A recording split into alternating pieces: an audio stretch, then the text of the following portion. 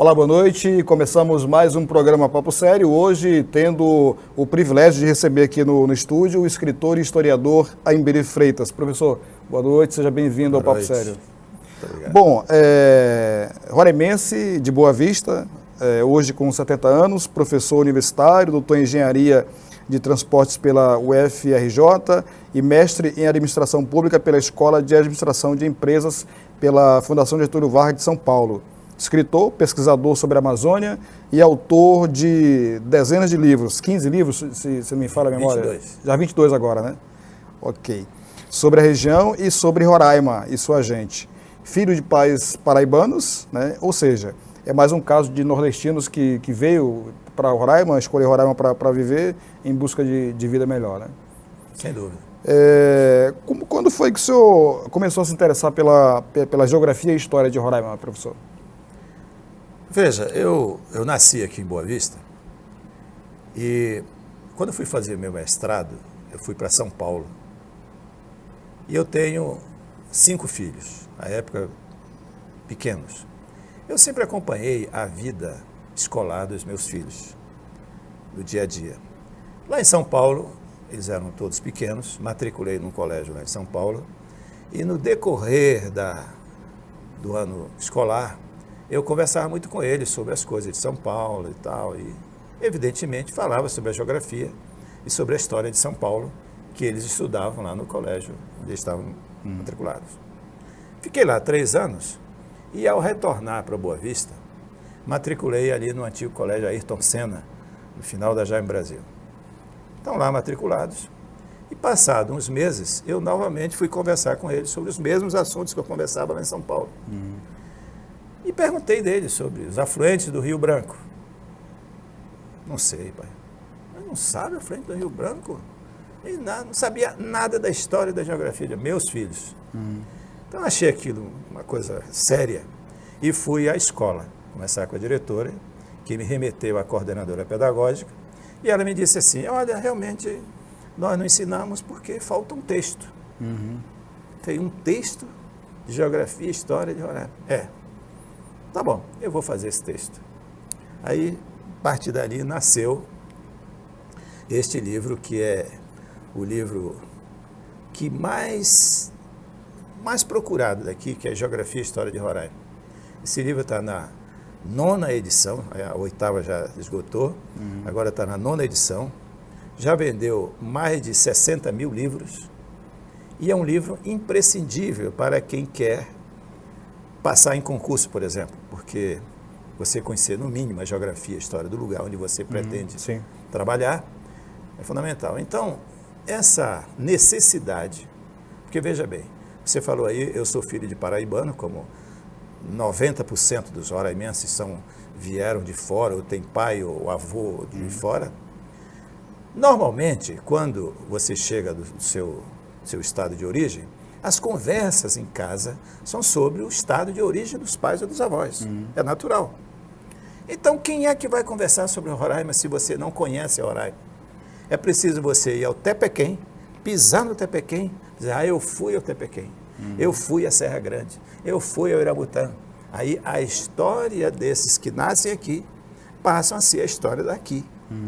Ora, se não há um amparo na educação, na formação intelectual dessa pessoa, um amparo de textos, etc. e tal, como é que eu vou saber, como é que vai bater na minha cabeça que Santa Maria do Boiaçu está ao sul e o Iramutã está para o norte? É preciso que haja um apoio textual, e é isso que faz com que as novas gerações, os filhos destas pessoas que vieram de fora, passem a ser verdadeiramente roraimenses, porque eles passam a conhecer uma coisa nova que o pai, o avô, o bisavô, não sei o quê, não conhecia antes. Então, essa é a importância da coisa. Agora, por outro lado, Roraima e a Amazônia são pedaços do Brasil muito distante do grande Brasil, Rio, São Paulo, Belo Horizonte, Porto Alegre, etc. Nós estamos aqui no extremo norte. E sofremos muito com esse isolamento. Daí a necessidade, então, de se estudar melhor a logística. Veja, o empresário de São Paulo, que nunca vendeu nada para Roraima ou para Manaus, ele não sabe nem como é que manda essa mercadoria. Então, estudar a logística e identificar os gargalos para que os governos possam prover isso de políticas públicas capazes de tirar aquilo do isolamento. Vou te dar um exemplo. BR-174. Antes da BR-174 ser construída, Boa Vista era a mais isolada cidade do Brasil. Por quê? O Rio Branco era seco, na época do verão, 2 ou 3 meses de inverno aqui em Anchiuá. Aqui, vinha um avião a cada 15 dias da Cruzeiro do Sul e acabou. Ou você sai nesse avião, ou então da Força Aérea Brasileira, ou então não sai daqui. Porque de canoa não é possível você chegar em Manaus remando num rio seco. E 780 quilômetros em estrada de chão precária não, mas nem existia, né? Mas a estrada de chão já foi uma maravilha. Por que surgiu a BR-174? Porque a Guiana fez uma revolução. A Guiana, quando se tornou independente, foi para o bloco socialista. Na época da Guerra Fria, socialista de um lado, comunista de outro, comunista de um lado, democrata do outro. E a Guiana foi para lá. Com essa ida para o bloco dominado pela União Soviética e pela China, a Guiana se tornou um perigo para o Brasil, dirigido pelos militares. E aí, Fidel Castro esteve em Léten, fazendo discurso que se ouvia em Bonfim. Aí os militares, pronto, agora vamos ser invadidos pela Guiana, comunista para todo canto e tal.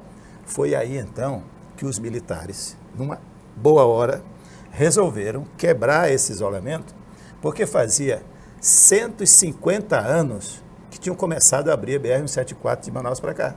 E nunca concluía. O Exército veio, colocou uma base em Manaus, outra na Bonaria, outra em Caracaraí, Boa Vista, e foi trabalhar. No dia que abriram a estrada, as duas frentes se encontraram, de Manaus para cá e daqui para Manaus, chegou a notícia que em Boa Vista ninguém acreditou. Não, isso não é possível. Essa comunicação é mentira. Por quê?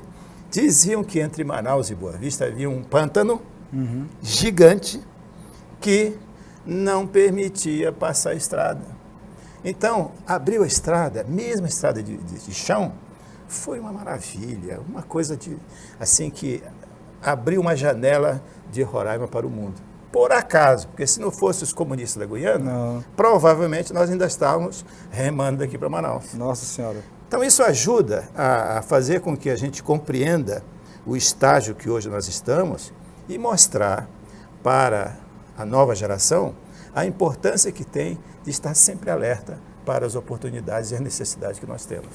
Muito bem, nós estamos conversando hoje com o historiador e escritor Aymberi Freitas. A gente volta daqui a pouquinho no próximo bloco, não saia daí, é um minuto só.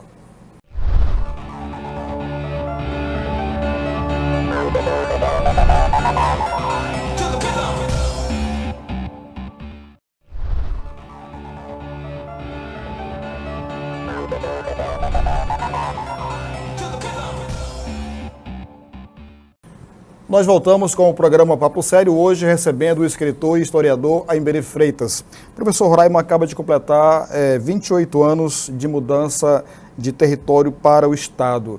O senhor presenciou esse momento, eu queria que o senhor dissesse para a gente em que circunstâncias aconteceu essa transferência de território para Estado. Bom, o território federal, ele existiu durante 48 anos. Foi um avanço o território federal, porque antes era um município do estado do Amazonas, esquecido. Lá no Alto Rio Branco, não havia ninguém aqui, antes de 1943, ninguém. Veio o território federal. O território federal era dirigido por uma pessoa que chamava governador, nomeado pelo presidente da República. Então, o presidente da República fazia um decreto nomeando fulano de tal. Que na época era militar, o governo era militar, né? Não, mas não começou militar, começou civil. Tem um trecho... Não, estou falando o governo federal. Pois é, o governo federal. O Getúlio Vargas ao criar o território federal, mandou primeiro para cá um militar, o capitão NH6, mas depois, com o Dutra tinha uma união forte com o senador Vitorino Freire, do Maranhão, e o Maranhão mandou muitos governadores para cá, civis. Capitão Clóvis, por exemplo, tem uma praça ali, era o comandante de um destacamento da Polícia Militar do Maranhão que o Vitorino Freire mandou para cá. Então, o Vitorino Freire foi um senador que nunca veio a Roraima, mas que dominou isso aqui. Tinha uma influência, né? Quando chegou 64, aí a Revolução resolveu fazer o seguinte: 3 forças armadas, 3 territórios, a aeronáutica foi para Roraima, a marinha foi para Amapá e o exército foi para Rondônia.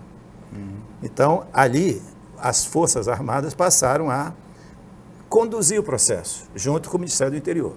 Então, nesse período de 64 até 85, vieram para cá os governadores militares. E os governadores militares, eles tinham missões que eles não eram eles que criavam. Eles vinham com a missão determinada de fazer isso. Isso foi muito bom para o território. Por quê? Toda a infraestrutura de Roraima foi montada no governo do território federal, com os militares. Porque os militares tinham essa missão. Bom, os militares, né, então vieram, fizeram bons governos, trabalharam bastante pelo território federal, e lá vem a redemocratização e a Constituinte de 88. Na Constituinte de 88, surgiu aqui em Boa Vista um anseio de transformar o território em Estado. Um anseio assim, eu, como habitante do território federal, eu praticamente não votava. Eu só votava para escolher um deputado federal, depois mais na frente foram 2, e acabou. Eu não votava mais para nada. Então eu enquanto cidadão, eu não tinha poder legislativo e eu não tinha poder judiciário. Porque o juiz que tinha aqui era do Distrito Federal e territórios. Quer dizer, ele vinha da capital ou não, e aqui ficava, e ele era o único juiz para todo mundo. Nossa. Então, o anseio de avançar na democracia para o povo, dizer assim, agora eu vou escolher meus representantes, etc., foi o que o Estado trouxe de bom. Foi a colocação para valer, na prática, da democracia. Aí você escolhe prefeito, escolhe vereador, escolhe deputado estadual, etc. Ora, eu fui prefeito de Boa Vista, nomeado pelo governador. Então, o governador me nomeava e o governador me demitia na hora que queria. Eu não tinha mandato. Não tinha eleição, não tinha mandato. Então, essa coisa da obedecer ou da prioridade à vontade popular veio com a Constituinte de 88. Bom, porque as pessoas passaram, então, a escolher os seus representantes. Mas trouxe algo diferente. Se o escolhido não presta, por algum motivo vai ter que ficar, porque foi você que mandou para lá. O governador militar, se o ministro, o presidente da República achava que ele não presta, demitiu o cara, pronto, acabou, se ele ia embora no outro dia. Então isso foi bom para a sociedade, no sentido de... Agora, tem alguma coisa ruim do Estado. Por exemplo, o território federal, o orçamento do território federal, o governador não se preocupava em arrecadação. Eu, governador do território federal, não tenho que pensar em arrecadação de nada, porque o meu orçamento vem por telefone. Estava garantido, né? Eu telefono para o ministro manda dinheiro para não sei o quê, e vem um dinheiro. Então, 48 anos, como eu disse, foi assim. O governador do território não se preocupava com o depois, porque eu não quero saber de arrecadar nada. No meu orçamento, a coluna da receita, eu deixo em branco, porque ela vem de Brasília, eu só apresento a despesa. Criado o Estado, a União disse assim, olha, agora você vai viver com seus meios. Isso agora é um Estado membro da Federação. Isso foi uma mudança fantástica na cultura local. Por quê? Porque se implantou, por exemplo, a Secretaria da Fazenda, que o território não tinha. Secretaria da Fazenda é feita para arrecadar imposto. Imposto que eu não sou acostumado a pagar. Eu era do território federal. Lá vem você com essa história de pagar imposto. Né? E o imposto é vital para a vida do Estado. Sem dinheiro, como é que você vive? Então, o Estado até hoje, 28 anos depois, continua de pires na mão. Vai para Brasília, falar com o presidente, com o ministro, não sei o quê. Depende do FPE, né? Pedir dinheiro, convênio, não sei o quê, não sei o que lá. Esse FPE, ele é uma coisa que também depende do humor do presidente da República. Por exemplo, o Lula e a Dilma, anos passados, deram isenção de imposto para carro, para linha branca, para não sei o quê. Isso diminui o IPI, Imposto sobre Produto Industrializado, que é uma grande fonte do bolão do FPE. Então, significa que é o seguinte, olha, o FPE vai diminuir lá na frente, porque o bolo aqui é menor, tem que ser rateado por todo mundo, vai diminuir. Quem depende do FPE está roubado. Por quê? Porque não tem o recurso próprio daquele imposto arrecadado. Isso só vai ter imposto na medida em que a iniciativa privada for privilegiada, porque só paga imposto a iniciativa privada. O governo só gasta. Então, isso foi ruim, porque a partir da criação do Estado, não houve grandes investimentos em Roraima. Entendi. Essa deve ter sido a origem dessa situação toda pela qual passa o país hoje em dia, então. O país e o Estado, principalmente. E tende a piorar, porque não existindo apoio à iniciativa privada, aquele segmento do imposto próprio, a receita própria do Estado, não existe. Não existindo, não tem dinheiro. Nós estamos começando hoje com o escritor e historiador Aymberi Freitas. Vamos para um breve intervalo e a gente volta em um minuto. Não saia daí.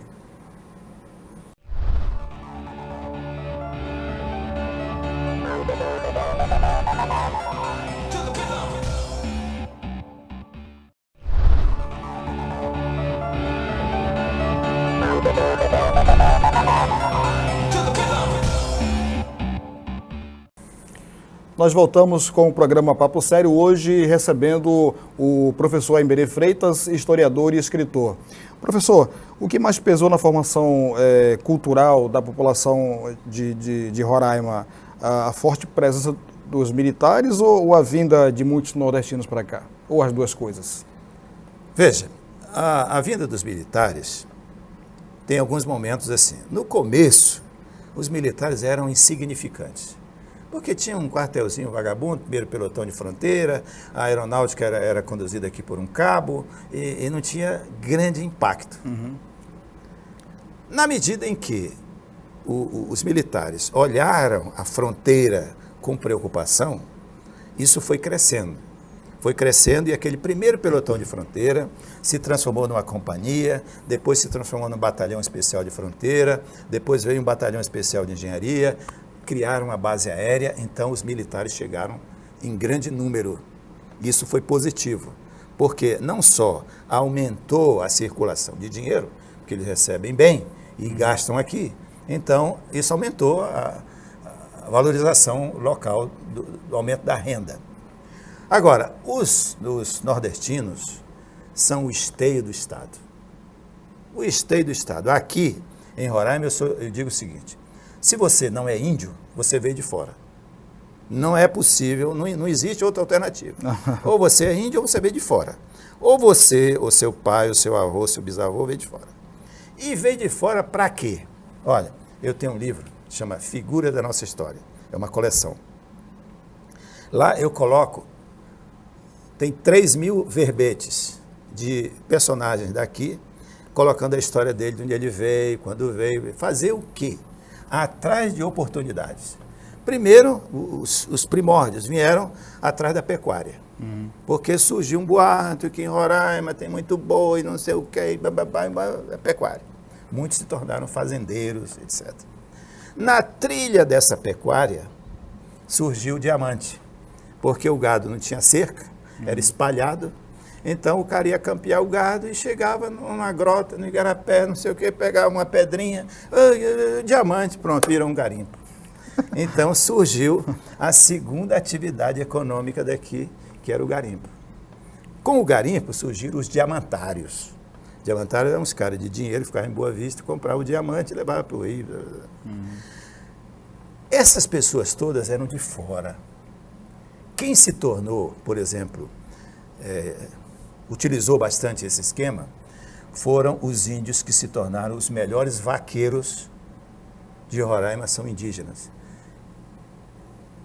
Os fazendeiros utilizavam essa mão de obra e aí houve uma mistura de pessoas de fora com os índios, etc. e tal, que deu essa miscigenação que hoje faz parte da vida de Roraima. Então, as pessoas que vieram de fora contribuíram e contribuíram muito com a formação. Hoje nós temos 500 mil habitantes.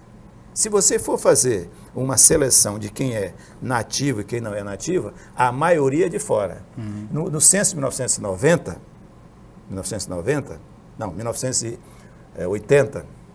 o IBGE concluiu que roraimense nascido aqui tinha 17% da população. 17%. O resto veio de fora. Então, isso é muito bom, porque faz com que haja possibilidade de escala comercial. Você não vai botar um supermercado ou um shopping center numa cidade pequena, porque não tem venda. Hoje, Boa Vista tem 300 e tantos mil habitantes. Então, o empresariado começa a ver isso como oportunidade de mercado. Se não tivesse 300 mil habitantes, você não ia botar shopping center, porque não tem para quem vender. Então, só vai vender quando tem mais. Então, isso é positivo e foi graças a essa gente de fora que Boa Vista chegou a esse patamar. E, por outro lado, o Estado, enquanto ente federativo, contribuiu com isso. Por exemplo, muitos órgãos federais vieram para cá se instalar após outubro de 88. Muitos órgãos federais. Para se instalar, ele precisa fazer concurso. Aí abre concurso nacional. Vem Justiça Federal, Ministério Público Federal, vem Caixa Econômica, vem Banco. Banco do Brasil só tinha uma agência lá já no Brasil. Hoje, quantas agências tem do Banco do Brasil? Então, isso tudo traz gente. E gente, digamos assim, de nível intelectual maior. Isso é positivo. Só aconteceu porque foi o Estado no território federal? Não. Eu não preciso disso. Agora, o Estado possibilitou que essa gente viesse para cá e ocupasse esse espaço e, evidentemente, aumentasse o mercado local, que é importante para a coisa da geração do imposto. Professor, o senhor teve uma vida pública bastante ativa, foi o primeiro chefe da Casa Civil do Estado, foi prefeito, foi vereador, ocupou diversos cargos depois no primeiro escalão do governo. E em 2010 o senhor concorreu à eleição como candidato ao Senado, e eu tenho certeza que hoje muita gente se arrepende de não ter escolhido o senhor. Enfim, mas eu queria que o senhor falasse um pouco dessa sua vida pública, política. O senhor ainda pensa em voltar a concorrer? Veja, em 2010 eu tive 20 mil votos. Eu achei uma votação fantástica. Porque eu não dei dinheiro para ninguém. Zero. Eu não tinha como é que eu ia dar dinheiro para ninguém. Não tem um negócio de boca de urna, camiseta, nada disso. Então eu tive 20 mil votos. Mas eu sou uma pessoa que eu falo sempre a verdade. Eu não sou um político profissional, eu sou um gestor.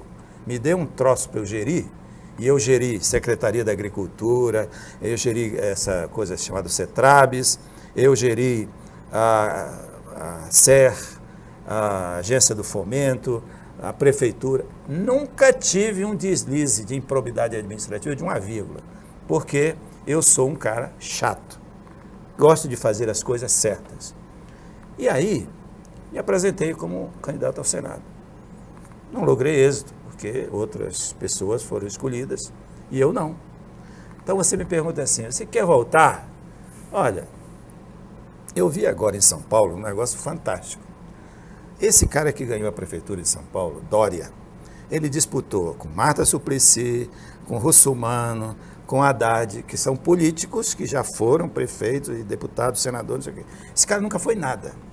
E ele dizia assim, não sou político, sou um gestor. Os paulistanos todos votaram nele no primeiro turno. Então, se tiver, hoje eu tenho 70 anos, não sei se ainda vão querer botar um cara de 70 anos para ser candidato. Mas se aparecer uma oportunidade dessa, eu vou ser do mesmo jeito. Eu não vou trocar a possibilidade de você votar em mim por uma cesta básica, por uma conta de luz, isso eu não faço. É melhor você não votar em mim do que fazer desse jeito. Porque se é para comprar, eu compro, lhe pago e acabou-se, igual o Lipinico fazia.